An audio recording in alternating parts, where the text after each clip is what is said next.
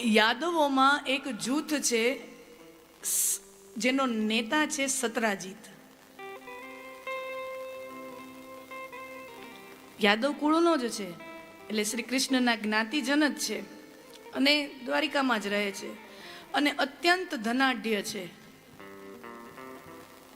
ખૂબ સમૃદ્ધ, ખૂબ ધની, ધનવાન. એટલે યાદવ જ્ઞાતિમાં શ્રી કૃષ્ણ પછી સૌથી વધારે પ્રભાવ કોઈનો હોય તો એ સત્રાજીતનો હતો.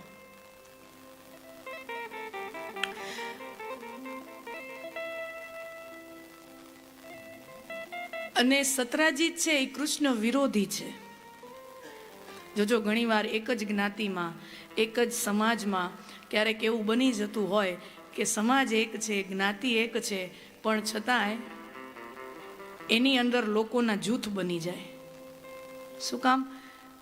કારણ કે આ એક વ્યક્તિ છે, એનો પ્રભાવ છે, તો એને એમ થાય કે મારી જ નેતાગીરી રહે અને આ બધા મારા અનુયાયીઓ બનીને રહે, તો એ આમ કરે. અને જે બીજો એના કરતાં થોડોક ઓછો પ્રભાવી હોય એને એમ થાય કે હું હવે આગળ વધું, એટલે એ આગળ વધે તો શું કરે? પોતાના જ સમાજના અમુક લોકોનો વિશ્વાસ જીતે હેન કેન પ્રકારે ન, અને એને પોતાના તરફી કરે ને એના વિરોધી કરે. સત્રાજીત આવું કરતો. દ્વારિકામાં રહીને દ્વારિકાધીશની વિરુદ્ધ અમુક યાદવોને કરી દીધા, અમુક યાદવોને પોતાના પક્ષી કરી દીધા, કૃષ્ણના શત્રુ કરી દીધા. અને કથા એવી છે કે એકવાર ભગવાન સત્રાજીતને કહે છે કે તમારી પાસે સમયંતક મણી છે. દ્વારિકાના રાજમહેલમાં યાદવોની શોભા બેઠી છે અને ભગવાન સત્રાજીતને જાહેરમાં પ્રસ્તાવ મૂકે છે કે સત્રાજીત યાદવ, તમારી પાસે સમયંતક મણી છે. સત્રાજીત પાસે એક મણી હતો અને એ મણીનો પ્રભાવ એવો, કથા છે કે એ રોજ એને 8 ભાર સોનું આપે, એટલે બહુ અતિ સંપત્તિવાન થયો.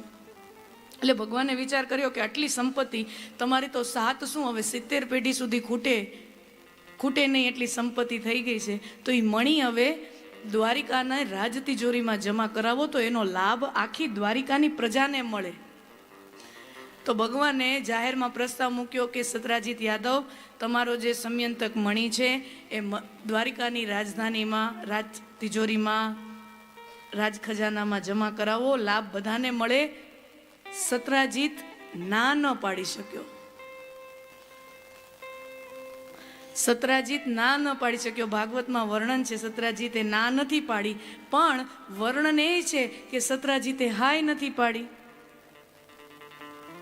ન હા પાડે છે અને ના પાડે છે. જાહેરમાં તમે જોજો ઘણી વખત કહેવાય ને કે તમે તો આટલા મોટા માણસ છો, તમારા તો આટલા લખવા પડશે.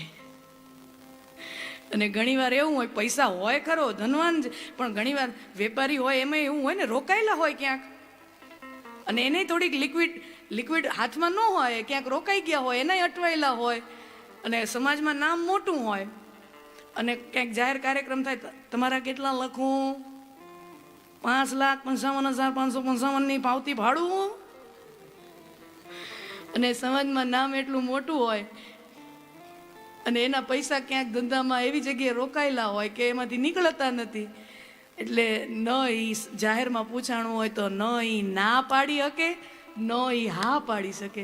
સત્રાજીત નથી ના પાડતો, નથી હા પાડતો. અને આમે સત્રાજીત તો કૃષ્ણ વિરોધી છે, કૃષ્ણને ફાયદો થાય એવું કરે નહીં. ન હા પાડે, ન ના પાડે. ભગવાન સમજી ગયા કે આની દેવાની દાનત નથી, અને જેની દેવાની દાનત ન હોય એની પાસેથી તો ક્યારેય કાંઈ સ્વીકારાય જ નહીં. હા, દાન એની પાસેથી સ્વીકારવું નહીં. જેની દેવાની દાનત ન હોય, જતું કરવાનું, જાઓ. ભગવાન એ વાતને, પ્રસ્તાવને ત્યાં પડતું મૂકે છે. પછી સમય એવો થયો છે કે સત્રાજીતે એ મણી પોતાના ભાઈ પ્રસેનને આપ્યો છે, અને પ્રસેન પોતાના મુગુટ ઉપર એ મણી જડી અને વનમાં શિકાર કરવા જાય છે. ગયો, પાછો આવ્યો જ નહીં. સિપાહીઓ બધા ગોતવા ગયા અને પ્રસેનનો મૃતદેહ મળ્યો. વનમાંથી એની લાશ મળી. મૃતદેહ તો મળ્યો, પણ મુકુટમાં મણી હતો નહીં. મૃતદેહને પાછો લાવવામાં આવ્યો અને આ બાજુ સતરાજીતે બધી અફવાઓ ફેલાવાની ચાલુ કરી. શ્રી કૃષ્ણએ મણી ચોર્યો, શ્રી કૃષ્ણએ મણી ચોર્યો, શ્રી કૃષ્ણએ મણી ચોર્યો. બધા જે યાદવને મળે ને દ્વારિકામાં એને મળતો જાય અને કહેતો જાય કે તમને ખબર છે ને, શ્રી કૃષ્ણએ તેદી માંગ્યું તું મારી પાસેથી અને તેદી મેં આપ્યું નહીં ને, એટલે મારા ભાઈને મરાવીને મળી ચોરી નાખ્યો. બોલો, આવી અફવાઓ ફેલાવી. અને સમાજ તો આપણને ખબર છે, કોઈની અવળી વાત હોય, કોઈની નેગેટિવ વાત હોય, કોઈની નિંદા હોય, કોઈ અફવા હોય, એ કેટલી ગતિથી ફેલાય. કર્ણોપકર્ણ આખી દ્વારિકામાં આ વાત, આ અફવા ચર્ચાવા માંડી કે શ્રી કૃષ્ણએ પ્રસેનને મારી અને મણી ચોર્યો. અને આમે ચોર શિરોમણી તરીકેની પ્રખ્યાતિ તો વ્રજના જમાનાની હતી, વ્રજના સમયની હતી. ભગવાન કહે મણી આપણે ચોર્યો નથી અને મણી ત્યાં છે નહીં, તો મણી તો ક્યાંક તો હોવો જોઈએ. તો મણીને ગોતવા ભગવાન વનમાં જાય છે અને વનમાં ગયા તો એક ગુફામાં પ્રવેશ કર્યો. એ ગુફા હતી જામવંતજીની. કથા છે ત્યાં 28 દિવસ યુદ્ધ થયું જામવંતજી સાથે. અને પછી જામવંતજી, યુદ્ધ વિરામ થયું પછી જામવંતજી પ્રશ્ન પૂછે છે, પ્રભુ અહીંયા શેના માટે આવ્યા છો? તો કે મારા ઉપર આરોપ લાગ્યા છે કે મેં મણી ચોર્યો, મણીને ગોતવા માટે આવ્યો છું. મણી ગોતવા આવ્યા છો? મને એક વનમાંથી આ મણી મળી છે, આ લેવા આવ્યા છો? આ તો જોઈએ જ. તો ગુફામાં આવ્યા અને મણીને લઈને ભગવાન દ્વારિકાના મહેલ તરફ જવા નીકળે છે. ત્યાં જામવંતજી હળવેકથી વાત કરે છે, પ્રભુ તમે તો પૂર્ણાવતાર લીધો છે ને, અને સાંભળ્યું છે કે પૂર્ણાવતારમાં તમે બધાયની ઈચ્છા પૂરી કરો છો. ભગવાન કહે પૂર્ણાવતાર લીધો જ એટલે છે કે મારે કોઈની ઈચ્છા અધૂરી રાખવી નથી, બધાયની ઈચ્છા પૂરી કરવી છે, એટલે જ તો પૂર્ણાવતાર લીધો છે. તો પ્રભુ મારા દીકરીની ઘણા સમયથી ઈચ્છા છે, મારી દીકરીની ઘણા સમયથી ઈચ્છા છે તમને પતિ તરીકે પ્રાપ્ત કરવાની. તો કે કીધું ને બધી ઈચ્છા પૂરી કરશું. તો જામવંતની દીકરી જામવંતી એનો પત્ની રૂપે સ્વીકાર કર્યો. એટલે સમયંતક મણી અને જામવંતીજીને લઈને ભગવાન આવ્યા દ્વારકાના મહેલમાં અને બધાને મહેલમાં બધાની સભા ઊભી કરી અને બધાને કીધું, હે સતરાજીત, તું કહેતો હતો ને દ્વારકાધીશે મણી ચોર્યો, દ્વારકાધીશે મણી ચોર્યો, દ્વારકાધીશે મણી નહોતો ચોર્યો, મણી આ રહ્યો. અને એના પુરાવા તરીકે જો આ રહ્યા જામવંતીજી, પૂછો. જામવંતીજીને પુરાવા તરીકે રજૂ કર્યા.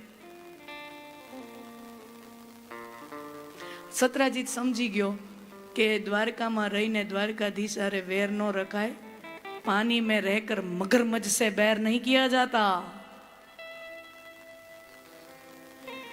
એટલે પોતાના આ વાત ઉપર પડદો પડી જાય ને બધું હમું હરખું થઈ જાય એના માટે સતરાજીત ઊભો થઈને ભગવાનને કહે છે કે પ્રભુ મારે તમને 2 રત્ન આપવા છે.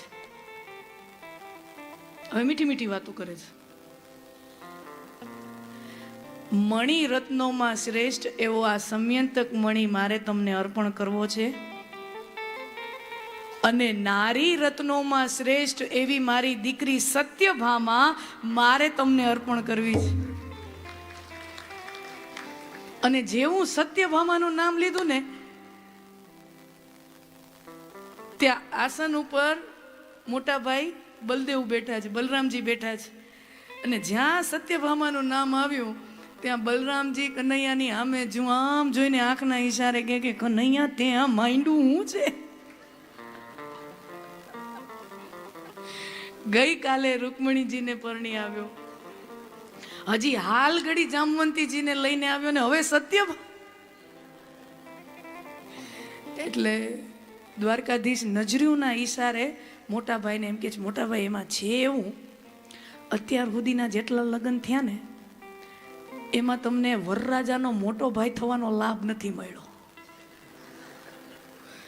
વરરાજાનો મોટો ભાઈ થાવ, આમ તમે સાફો બાફો બાંધો, શેરવાની પહેરો, અમે વેવાઈને ત્યાં જાન લઈને જાય અને વેવાઈ જલેબીના ઢૂસણા આપણા મોઢામાં ખવડાવે. એ રસગુલ્લા વેવાઈનું તો હોય ને આગતા સ્વાગતા. જો ઈ બધો લાભ લેવો હોય, વેવાઈ બનવાનો લાભ લેવો હોય તો હા ટાણું ચૂકવા જેવું નથી.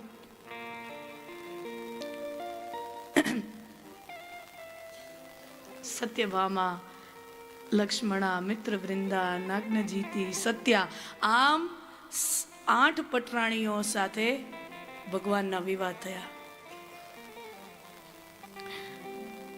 પણ ભગવાનનું તો 8માંય કંઈ ન થાય.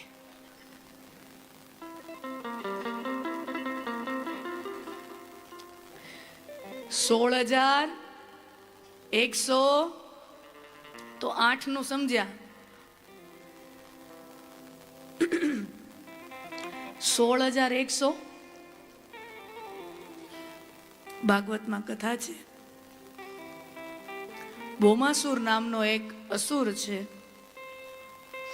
ઈ નગરોમાં જઈને આક્રમણો કરે, લૂંટફાટ કરે, ચોરી કરે અને માલ સંપત્તિ, ધન દોલત, સોનું, ઝવેરાત આ બધું તો લૂંટે જ. પણ જે નગરમાં જાય, જે ગામમાં જાય, ત્યાં જે સુંદર સ્ત્રી દેખાય એ તમામનું હરણ કરતો આવે. જેમ રાવણ સીતાજીની વર્ણન સાંભળીને, શૂર્પણખાએ વર્ણન જઈને કર્યા હતા રાવણને કે સીતાજી તો ત્રિભુવન સુંદર, અદ્ભુત, અલૌકિક, પારલૌકિક દિવ્યતા છે સીતાજીના સૌંદર્યની. તો શૂર્પણખાએ રાવણ પાસે આવીને વર્ણન કર્યા ને રાવણ લલચાય છે અને સીતાજીનું હરણ કરે કે એવા જો સૌંદર્યવાન સીતાજી હોય તો ઈ તો લંકેશ પતિને ત્યાં હોવા જોઈએ, લંકેશને ત્યાં હોવા જોઈએ.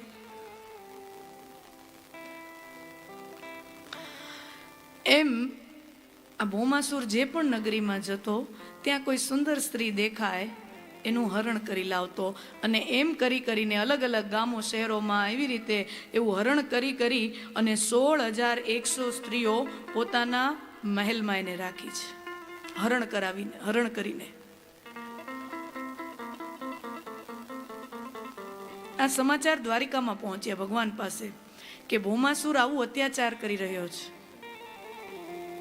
એટલે ભગવાને પહેલા તો રાજદૂત મોકલ્યો છે કે 16,000 સ્ત્રીને તું છોડી મૂક, તારી કેદમાંથી છોડી મૂક. અને એમ કરીને એક રાજદૂત સંદેશા સાથે મોકલ્યો છે. પણ લાતો કે ભૂત બાતો સે નહીં માનતે, ભૌમાસુર માનતો નથી. અને પછી કથા છે કે ભગવાન ભૌમાસુરના રાજ્ય ઉપર ચડાઈ કરે છે, ભૌમાસુરનો વધ કરે છે અને ભૌમાસુરના રાજમહેલમાંથી 16,100 સ્ત્રીઓને મુક્ત કરે છે. એ સ્ત્રીઓ પોતાના ભાઈના ઘરે ગઈ, પિતાના ઘરે ગઈ, પોતપોતાના ઘર પરિવારમાં ગઈ, કોઈ એનો સ્વીકાર ન કરે. સ્ત્રી પોતાના ઘરે આવે તો ભાઈ છે દરવાજો બંધ કરી દે, પિતા છે દરવાજો બંધ કરી દે, અમે તને ન રાખીએ, અમે તને પાછી ન સ્વીકારીએ, તને તો ભૌમાસુર ઉપાડી ગયો તો, અમે તને ન રાખીએ. આજના સમયમાં આપણે બહુ મોડર્ન ગણાઈએ, બહુ ભણેલા ગણાઈએ, ડિગ્રીધારી, સર્ટિફિકેટધારી ગણાઈએ, બહુ ઇન્ટેલેક્ચ્યુઅલ, સોફિસ્ટિકેટેડ ગણાઈએ, બહુ સમજણા, બહુ મોડર્ન ગણાઈએ, શહેરોમાં રહેવાવાળા, બ્રાન્ડેડ કપડાવાળા ગણાઈએ.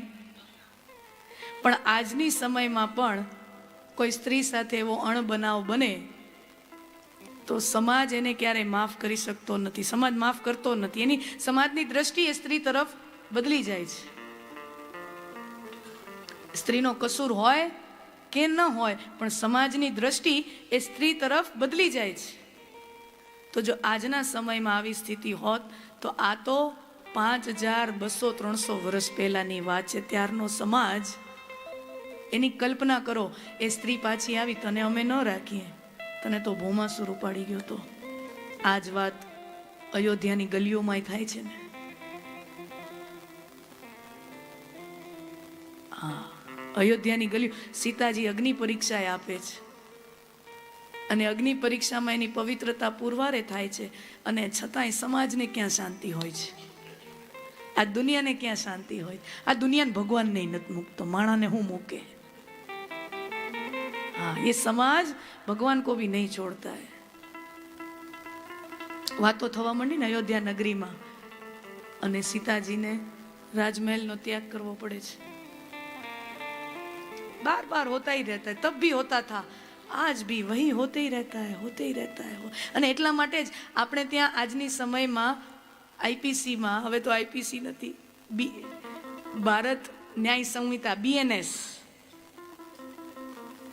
આજની તારીખમાં પણ કોઈ સ્ત્રી સાથે એવો અઘટિત બનાવ બને જેવો પહેલા એક સમયમાં દિલ્હીમાં બન્યો, અત્યારે કલકત્તામાં થોડાક સમય પહેલા બન્યો, આજની સમયમાં પણ ભારતનો કાયદો, ભારતનું કોર્ટ એમ કહે છે કોઈ સ્ત્રી સાથે એવો બનાવ બને તો મીડિયામાં જ્યારે સમાચારો છપાય ત્યારે એ સ્ત્રીની સાચી ઓળખ, એનું સાચું નામ, એના પરિવારનું સાચી ઓળખ ન છાપવી, એ કાયદાકીય ગુનો છે.